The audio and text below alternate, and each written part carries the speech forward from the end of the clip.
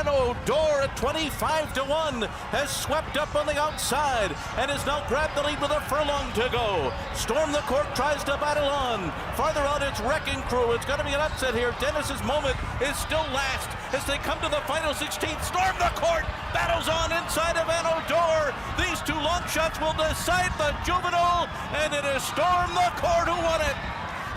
All right, so here we go. We're getting into the Kentucky Derby Trail a little bit early. The first big prep race of the year, the Grade 2 Risen Star. And this one's actually going to be different than normally, is because of a large amount of entries. They're going to split the fields up, and we're going to have two Risen Star, or we're going to have two divisions of the Risen Star Stakes, kind of like the Rebel Stakes last year, with the difference of both races are going to be $400,000. So it will not be split in half, so both divisions will have 50 points on the line.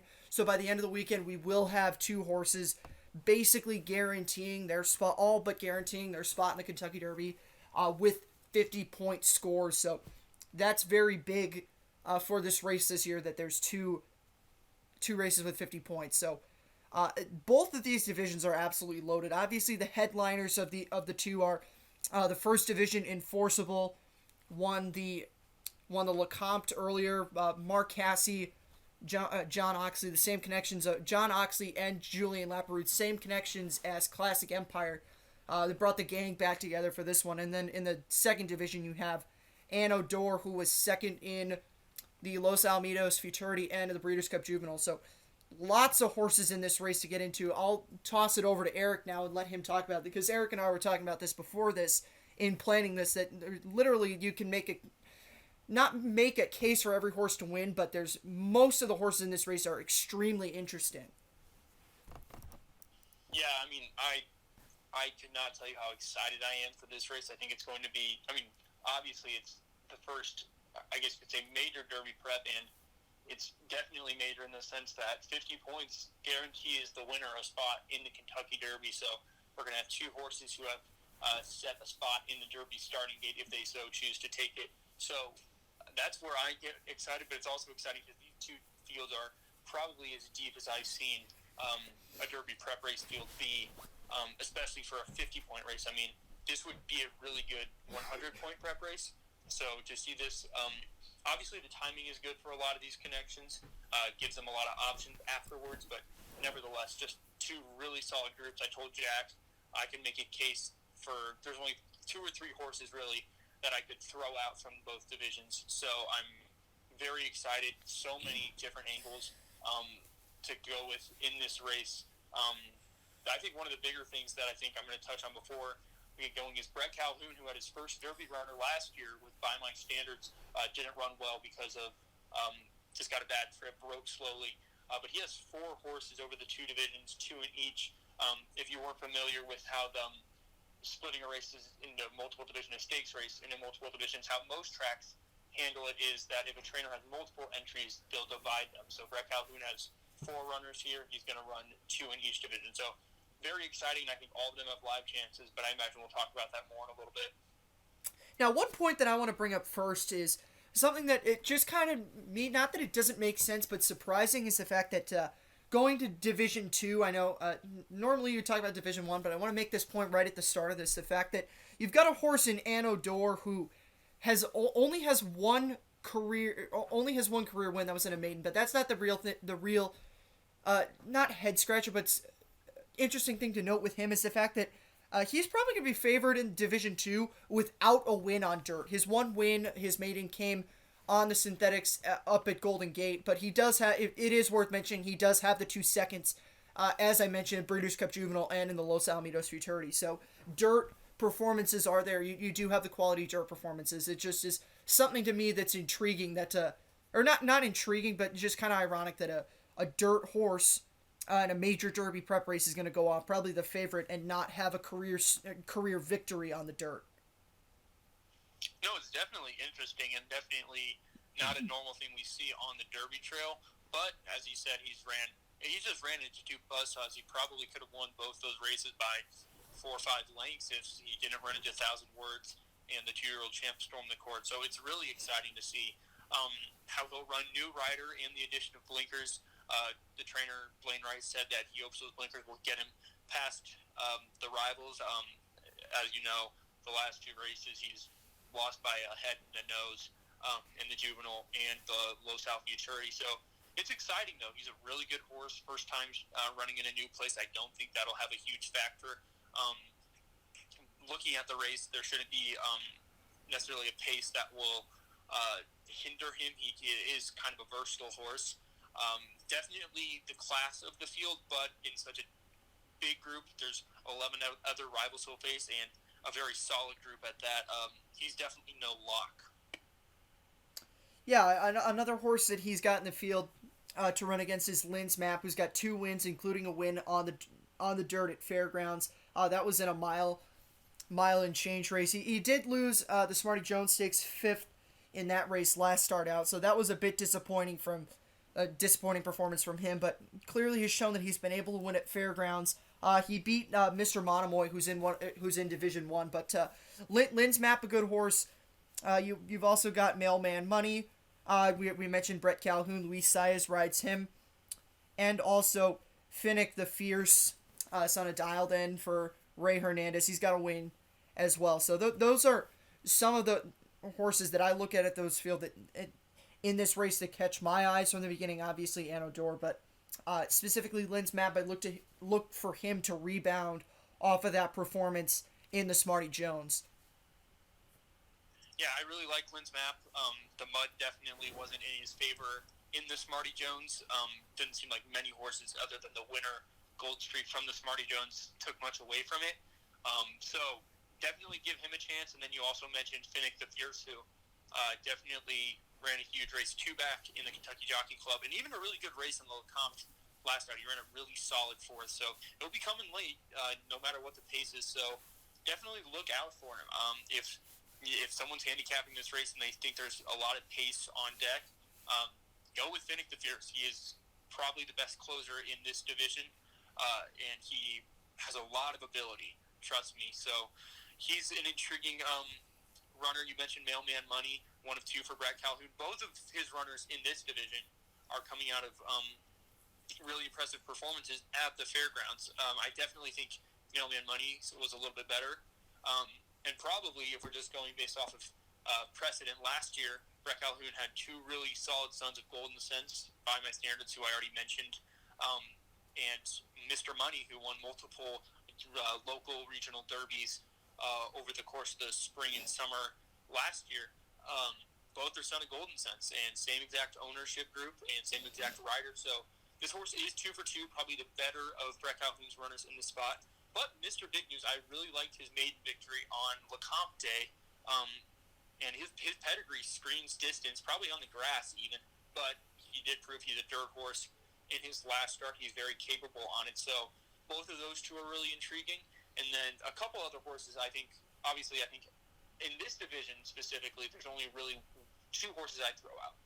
The 2 Truculent, who, while he's a winner, not necessarily the level of this group as was shown in his Champagne effort earlier in the year. And then Fame to Famous. I think he's a good grass horse. I don't think he's a good dirt horse. He's his ownership group not too notable either, or the trainer.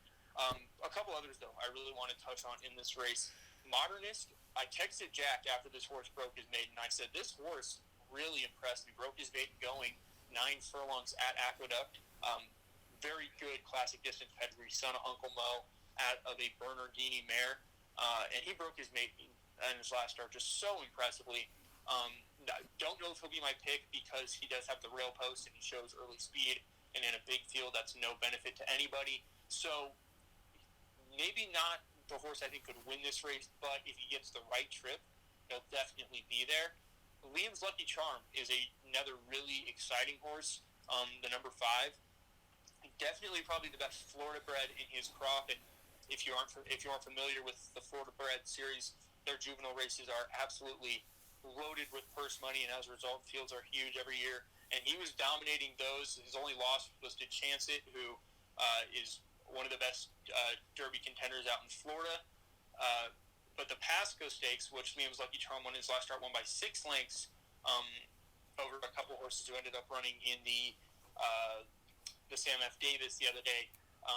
no getting over me, who actually outran his odds in that spot. He finished third while Liam's Lucky Charm won, and Liam's Lucky Charm won by 6 lengths. Pedigree doesn't necessarily say he'll get much longer than a mile, but physically he seems like the kind of horse you can. So he's one to look out for.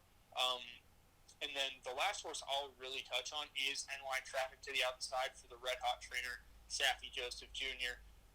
Won his last start in really nice fashion, an allowance race at Gulfstream Park. It was his first run for Saffy Joseph Jr., and he really just toyed with this field. I was very impressed with it. Won by 7 lengths over a good group of horses. Tis Ride Time, who actually came back and ran in the Sam F. Davis, finished 4th in that race, and Moon Over Miami, who's in another leg, the other division of the Risen Star. He ran 5th in that race, and NY Traffic beat him by 7 lengths. Outside post, not very ideal, but once again, a lot of talent. Talent throughout this field. You can make a case for 10 of the 12. So yeah, we did kind of do this the backwards route going through Division 2, but I wanted to make that note about Anno Dor. We kind of got just rolling on that. So we'll go back to Division 1. This to me seems like a little bit of the better division. Not that the second division is bad by any means, but a little bit of the better division here. Obviously, Enforceable, the winner of the Lecomte, so there's the local ability there. So Enforceable definitely is going to catch a lot of respect out of that, as he very well should. He showed that he was able to win at Fairgrounds. He's only got 2 wins in his career. Took him 4 tries to break his maiden. Didn't run great in the Breeders' Futurity or the Kentucky Jockey Club, but very solid horse at Fairgrounds. One that I look to. Mr. Monomoy has run some nice races at Fairgrounds as well for Brad Cox. He was 2nd, as we mentioned earlier, and then 3rd in the Lecomte the last time. So look for him to build off of that. You've also got Silver State for Steve Asmussen. Steve Asmussen has been winning a lot of races. He's won 2 maidens at Churchill Downs and then was 2nd in the Lecomte behind Enforceable. So in addition to Mr. Monomoy, look for Silver State to be there as well. You've got Digital, Brent Calhoun, Brian Hernandez Jr., trainer-jockey combo, has been 2nd a couple of times at Fairgrounds and Churchill Downs. And in maiden and allowance races, going into a stakes race now. Like we mentioned about Brett Calhoun, he had his runs at the Fairgrounds last year that were very nice runs, and looking for him to build off of this again. Blueberry Wine right now is the tentative favorite. That probably is going to change, but for Joe Sharp, he's won 2 of his 6 starts, has been in the money 5 of 6 times, including wins in a maiden at Churchill Downs and an allowance at Fairgrounds. So that's something that is definitely there to look for in this race. You got a lot of horses that have success at Fairgrounds. Also, Scabbard is a horse that has gotten a lot of respect in the past, has been 2nd a couple of times in stakes races at Saratoga Special, and the Iroquois was 4th the Breeders' Cup Juvenile, disappointing 5th last time out in the Lecomte. So that's one that I don't necessarily, that's not something that I'm the most fond about, but I look at that, and he's had the 2 good runs in Grade 2 and Grade 3 races as a 2-year-old. No, it was going to be Dennis's moment that day in the Iroquois, but Scabbard, really consistent horse aside from his 5th in the Lecomte. Look for him to run better than that. That's one thing I always say when a horse runs poorly. Not that I throw that race out, but I always say a horse is going to run more along the lines of his other starts than his one bad race. So look for him to do better than that as well. So that's what I have to say about this. I like Enforceable a lot in this spot. Fairgrounds experience is really attractive, and Julian Laperoux, Mark Cassie, that combo's been to the Derby before and are going to look to do it again. Yeah, and that's a really good point you made on Enforceable. He's probably going to go off favored based off of that Lecomte win. It was really impressive. I think based off of what Mark Cassie has said about him, he has a really good head on him for a tap it, and that goes a long way, especially at this point in the Derby Trail. Just to touch on the other horses, he's not going to be my pick in this spot, but I do think he's going to run a really good race. The one horse I'm throwing out in this race is Perfect Revenge, the 4. He just hasn't shown on paper that he's really that good of a runner. Saffy Joseph Jr., this year he's definitely come on to be a good trainer, but don't know if this is the horse that's going to run that well from his barn. A couple lackluster performances in starter races. Just nothing on paper indicates he'll run a big race. I think Sharpey Joseph Jr. is fully capable, but not at this kind of level. I think NY Traffic in the other race probably has tons of potential, even though he's kind of like NY Traffic reminds me a lot of Maximum Security. Definitely not in the same fashion, but just a progression from claimer to starter to stakes level horse. Perfect Revenge, definitely not of that type. But moving on to the horses that do have a chance in this race, you already kind of touched on Brent Calhoun. You already mentioned Digital. Ready to Roll is his other horse in this race. Broke his maiden by 8 lengths at Oaklawn on opening day over there, and that was a really good race. I think that was a strong maiden race. Obviously, we haven't had enough time to see how many horses have come out of that start to run better, but I think he absolutely toyed with that group. Definitely a live chance. We have the group coming out of the Lecomte Enforceable, who we've already mentioned. Mr. Monomoy ran a really good third in that spot. Not a ton of speed early on in this spot, so Mr. Monomoy could definitely run a big race. Silver State was the deep closing second in that one, and he just like I already said with Mr. Monomoy and Enforceable, run really big. Todd Pletcher ships in Farmington Road, the 10 horse, and he broke his maiden at Tampa Bay Downs, which Todd Pletcher's proven time and time again that those Tampa maiden winners from his barn can run on the top level. Always dreaming won the Kentucky Derby out of that spot. But the two horses that really intrigued me in this spot, one definitely more than the other. I'll start with the one I'm a little less high on. The 5 Moon Over Miami. I really liked his maiden win at Aqueduct last fall. He did not come back to back my thought that he was a real deal in his next start when he finished 5th at Gulfstream Park.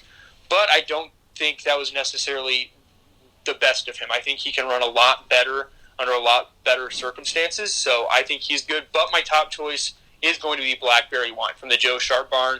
Last November, I believe, on the podcast, I shouted him out as a maiden winner to watch down the road, and he backed that up really nicely in his last start. He won at the fairgrounds, posting a huge speed figure and beating Digital as well as Chestertown, who was a $2 million yearling.